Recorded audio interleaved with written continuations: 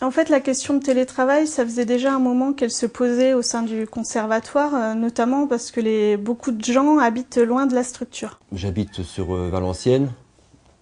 J'avais émis le souhait à mon chef de service, savoir s'il y avait possibilité de mettre en place ces procédures de télétravail au sein du cabinet. 1h30 le matin, 1h30 le soir, ça fait 3 heures de trajet par jour. Et c'est vrai que le télétravail, pour nous, c'était une évolution importante. Et moi, j'ai systématiquement fermé la porte. Parce que j'étais pas du tout convaincu de l'intérêt de la démarche. C'est juste un point de vue basiquement personnel, dire moi je suis incapable de télétravailler, je me sens pas à l'aise, je considère qu'on n'est pas efficace en étant chez soi. Et j'ai transposé ma réflexion personnelle, je l'ai généralisée. Moi ça m'intéressait, parce que la qualité de vie au travail, je trouve que c'est hyper important. L'épanouissement aussi. Je pense que si on est épanoui dans son travail, on est plus performant. Il y a une question aussi de tranquillité au travail. Des fois, on a besoin de se concentrer. Là, on est dans des locaux qui commencent à être exigus par rapport au nombre de salariés. On est un peu plus d'une trentaine. Ici, on est dans des bureaux partagés, il y a du monde qui passe, et du coup, des fois, c'est compliqué de bien se concentrer. Du coup, effectivement, être chez soi, pour certains travaux, c'est vraiment important pour ça. Il fallait aussi qu'on essaye de se différencier par rapport, dans notre management, par rapport aux autres entreprises, aux autres conseils. L'important, c'est que la direction ait vraiment envie de mettre en place. C'est un point aussi important, parce que s'ils en sont pas convaincus, on fait pas ça juste pour essayer, parce qu'après ça crée des frustrations auprès des salariés.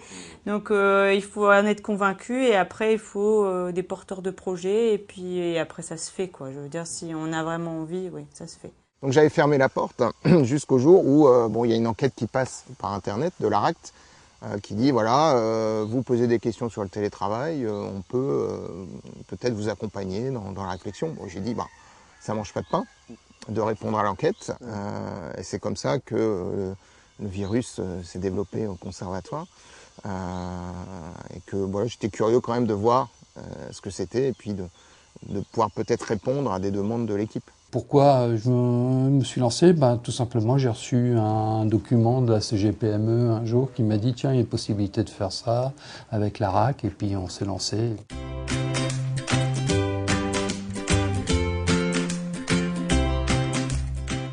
C'est vrai que quand je voyais télétravail, je voyais vraiment travail à la maison presque toute l'année en fait. J'imaginais pas qu'on pouvait ne télétravailler que 3 jours par exemple. Ce qui là rend les choses beaucoup plus possibles. En fait, je pense que ça dépend des personnes. J'ai des collègues qui me disent moi chez moi je pourrais pas travailler, j'y arriverai pas. La plus grosse remarque négative qu'on puisse entendre, c'est forcément il est chez lui, il travaille pas. Pour eux, c'était ouais super. Elle va se lever tard, elle va passer sa journée avec ses gosses. C'était ça en fait, parce que y a toujours des petits a priori. Tout le monde n'a pas réagi comme ça, certains. Les freins, c'était plutôt de se dire ouais, mais à distance, comment on va pouvoir contrôler le travail réalisé. C'était une question de sérieux chez soi. Est-ce que les gens travaillent effectivement ou pas? À quelle heure ils commencent, à quelle heure ils finissent? Celui qui n'a pas envie de travailler, la boîte devant son écran, présent à son poste. On ne sait pas ce qu'il fait sur son écran. Il peut être en train de jouer en ligne, on n'est pas en permanence devant lui à regarder ce qu'il a sur son écran. Donc, pour moi, c'est un faux problème réellement. C'est un faux problème parce que de toute façon, on n'est jamais tout le temps avec ses collaborateurs. On a des échéances. Si les échéances sont bien respectées, fiscales, sociales, etc., je ne verrais pas pourquoi il y aurait un souci. C'est juste une relation de confiance entre la direction et les employés. Je crois que c'est important quand même de raisonner sur cette autonomie et confiance de la personne. Mais les craintes, c'était que ça fasse plus de travail pour une certaine partie des autres personnes. La personne qui télétravaille, elle n'a pas pris un dossier, du coup elle va embêter ses collègues pour dire « Oh, est-ce que tu peux pas me chercher ça ou ça parce que je l'ai pas pris ?» Et puis il y avait aussi le fait de dire j'ai besoin d'un collègue, j'ai une question à lui poser, mais il n'est pas là. Moi, personnellement, j'avais aussi ma collègue qui avait des craintes en termes de support informatique. Moi, n'étant pas là, est-ce que c'est pas elle qui allait se prendre tout le support quand j'étais justement en télétravail? Et puis les questions techniques qui sont rapidement apparues, c'est ok, on est à distance, mais comment on accède au serveur du conservatoire? Un des problèmes pour nous, c'était la confidentialité, parce qu'on a le secret professionnel. C'était transporter le travail que je faisais au bureau à la maison. Donc il y a forcément une question de sécurité derrière aussi, de confidentialité. Autre frein, c'est est-ce que ça va pas générer un taux d'absence du bureau, et donc pour la cohésion d'équipe, quel impact ça peut avoir? Je crois que c'est un point de vigilance importante, c'est la perte, je dirais, de la culture d'entreprise pour un télétravailleur.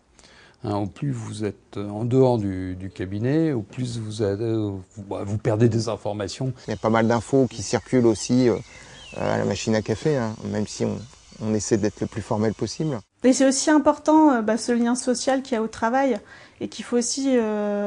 ça peut aussi bloquer certaines personnes pour faire du télétravail, d'avoir le risque de s'isoler.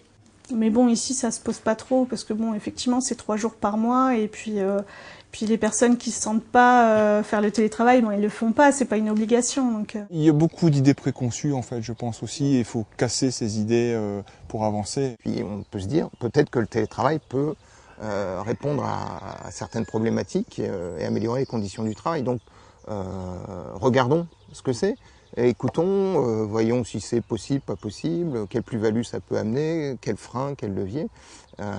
D'où la phase exploratoire qu'on a eue avec l'ARACT.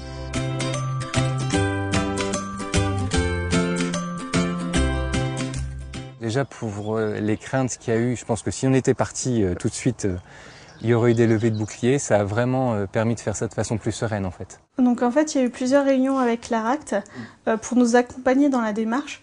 Donc l'idée, c'était déjà de savoir comment les gens percevaient le télétravail et ce qu'ils en attendaient. On a fait une enquête, bien voilà, si télétravail il y a, qui serait motivé.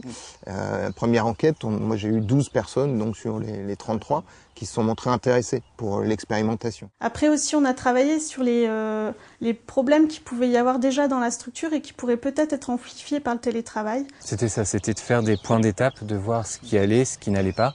Parce que, si vous voulez, de la méthodologie, c'est toujours bien, mais si c'est pas appliqué au quotidien, ça va pas. Donc, en fait, c'était prendre la méthodo et la redescendre jusque dans nos métiers, quoi, en fait. Donc, c'était pour les uns, pour les autres. Enfin, voilà, les freins des uns, les freins des autres, confrontés. Voilà, ça peut être lié à des faits matériels, des connexions Internet, des choses comme ça, lié à une absence d'une personne. Enfin, il y a plein de... Mais tout est fait en confiance, en relation, en communication. Et donc, au fur et à mesure, c'était de trouver les solutions à chaque problème qui se présentait, qui n'était pas insurmontable non plus. Et de tester, parce que c'est vrai que si j'avais eu les problèmes techniques avec 15 personnes, c'était pas gérable pour moi, ça c'est clair. Donc je pense que vraiment faire le test avant, c'était très très important. Ouais. Et après, ils nous ont accompagnés dans la mise en place vraiment concrète sur la rédaction d'une charte, sur comment on met en place le télétravail, qui peut télétravailler, et les modalités, donc le matériel, les horaires, la disponibilité, ce genre de choses. Des documents aussi, parce que bon, il y a la méthode, mais il y a aussi les documents particuliers. On a été accompagnés, par exemple, sur les contrats de travail, il y a eu quelqu'un qui nous a aidés. Et puis régulièrement, en fait, on avait Cindy qui se chargeait de nous, même si après on allait en groupe, mais elle était là au fur et à mesure pour nous dire voilà, il y a telle et telle chose à faire. Est-ce que vous l'avez fait? Est-ce que vous avez vu vos collaborateurs? Est-ce que vous avez recentré? Enfin, il y avait toute une sorte et à chaque fois c'était validé. Et après on se voyait tous en groupe et comme ça on remettait en commun. Il y avait un comité de pilotage qui réunissait donc des gens intéressés par le télétravail et aussi des gens, par exemple des chefs de pôle qui n'étaient pas forcément intéressés, mais pour s'associer dans la démarche. C'est pour emmener l'ensemble de l'équipe dans la réflexion, une forme de co-construction. Et d'avancer, d'avoir la vision de chacun par rapport au télétravail.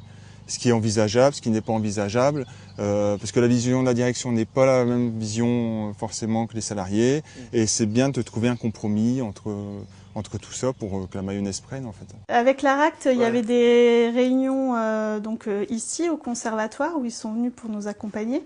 Mais il y avait aussi des réunions communes avec d'autres structures qui mettaient en place également le télétravail pour pouvoir discuter ensemble de la mise en place, des problématiques qu'on pouvait rencontrer. Plusieurs structures de divers horizons. Il y avait un cabinet d'expertise comptable, une structure de formation.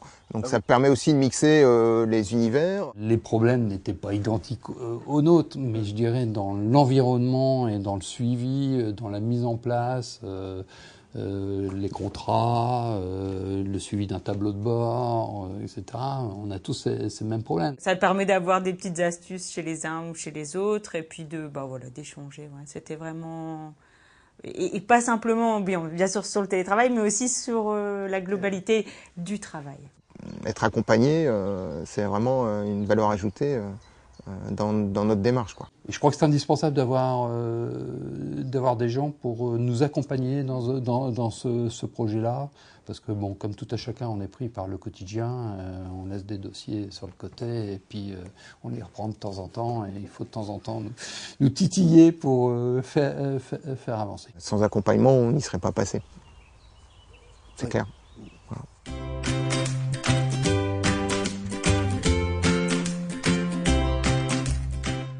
Alors on a choisi d'expérimenter avec 5 parmi les 12 qui étaient intéressés, qui étaient représentatifs d'un échantillon de métiers et aussi de responsabilités. Donc on avait un cadre, le responsable informatique, des chargés de mission, des gens qui vont assez sur le terrain aussi. Donc pendant 6 mois d'expérimenter avec ce panel pour voir si ça résistait. La robustesse du système, d'un point de vue technique, d'un point de vue organisation. Donc en fait, le télétravail, c'est 3 jours par mois. Et donc, on peut télétravailler le mardi, le jeudi et le vendredi.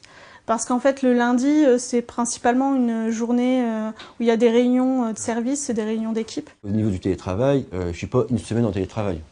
C'est vraiment du ponctuel. Donc par rapport à la profession, généralement, c'est la première semaine du mois, une journée. La dernière semaine du mois, une journée. Comme ça, je reste quand même beaucoup disponible pour les clients. Je suis quand même beaucoup disponible au cabinet. Ce qui ne gêne pas non plus le client. Le client, il ne s'aperçoit pas que je ne suis pas forcément présent au cabinet. Et d'ailleurs, on les a mis au courant et ils s'y sont fait très rapidement. Enfin, à partir du moment où on leur dit la vérité, Céline elle est en télétravail, vous lui envoyez un mail, et puis il sera réglé demain matin. Ça s'est super bien passé. En fait, c'est surtout des questions techniques qui se sont posées sur déjà, on a eu du matériel, on a eu un ordinateur portable et un téléphone portable pour pouvoir être joignable. Et après, il y a eu quand même des questions techniques sur comment avoir accès à distance à nos dossiers qui sont sur le serveur. Donc ce qu'on avait mis en place, c'était ce qu'on appelle des tunnels VPN. C'est-à-dire, c'est faire un tunnel entre la maison de la personne et le conservatoire. Un tunnel dans lequel les données transitent sur Internet, mais de façon sécurisée en fait.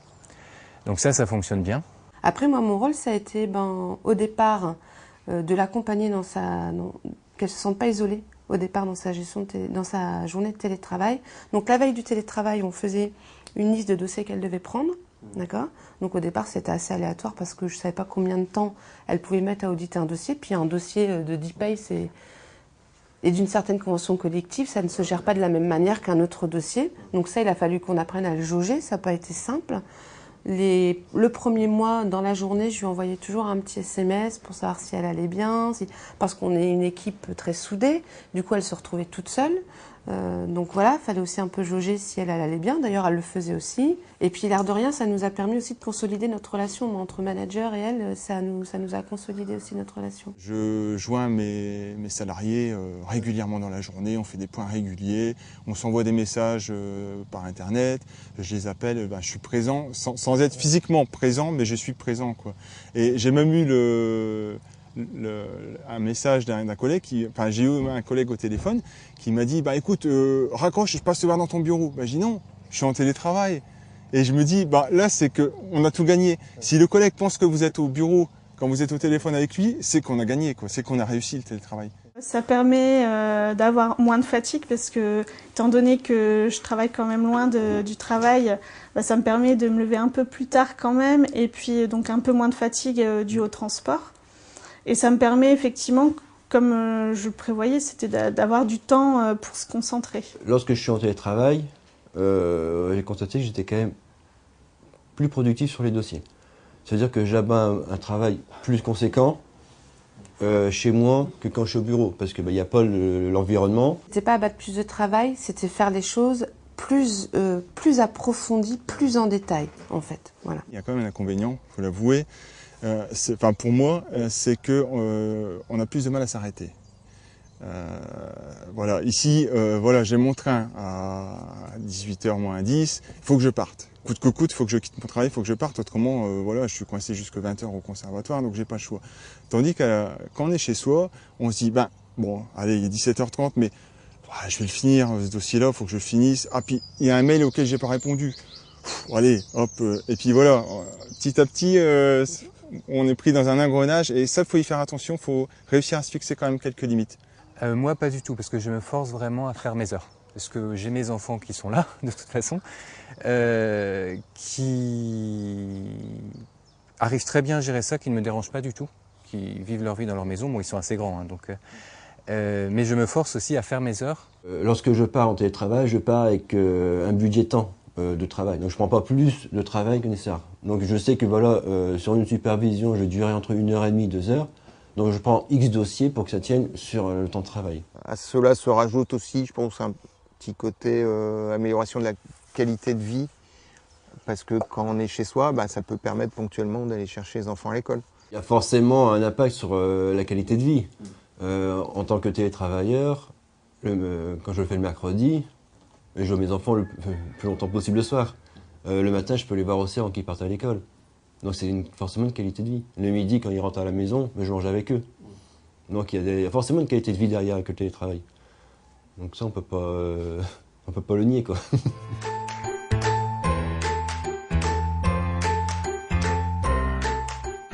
On souhaite généraliser. Et la deuxième enquête pour l'intérêt, on est arrivé à 19 personnes intéressées. On était 12, maintenant 19. Si j'exclus les non-télétravail, ceux qui ne sont pas éligibles au télétravail, ça fait quasiment les 3/4 de l'équipe qui souhaitent pouvoir mettre en place le télétravail. Donc on va fonctionner en plusieurs vagues. On va avoir une deuxième vague là, de 6 personnes d'ici juillet, et puis le reste, on va dire début 2017. Donc on avait dit qu'on faisait un point donc ici à fin juin, et donc on décidera dans une réunion d'associés si on prolonge ça sur les années suivantes, en proposant à d'autres collaborateurs de travailler en télétravail, mais en mettant bien des critères bien spécifiques, autonomie de la personne, responsabilité. Ce qui est important, c'est de travailler en amont, bien préparer les choses, et une fois que c'est sur les rails, si on a bien préparé la chose, je pense que ça roule, quoi. Il n'y a pas de souci. Il faut vraiment avoir une relation de confiance avec ses salariés et son équipe. Je pense que ça doit rester quand même une envie et enfin voilà, ça doit. C'est pas fait pour tout le monde. Je suis candidat pour télétravailler. Je ne l'ai jamais fait, donc il faudra que je le teste pour voir si effectivement on arrive à rester concentré, que le boulot se fait au même rythme qu'ici, plus ou moins. Donc ça, c'est évalué personne par personne, j'imagine. Certaines personnes ont besoin d'un cadre et de gens qui travaillent autour d'eux pour se sentir impliqués dans ce qu'ils font et puis avancer efficacement. Moi, il faut que je teste. Moi, ça m'a fait beaucoup de bien, ouais. Ouais, pour moi, c'est important. Maintenant, j'aurais du mal à faire ça, notamment pour tout ce qui est programmation, gestion de base de données. Ça, c'est clair que c'est des dossiers qui avancent enfin et c'est un vrai ballon d'oxygène, en fait.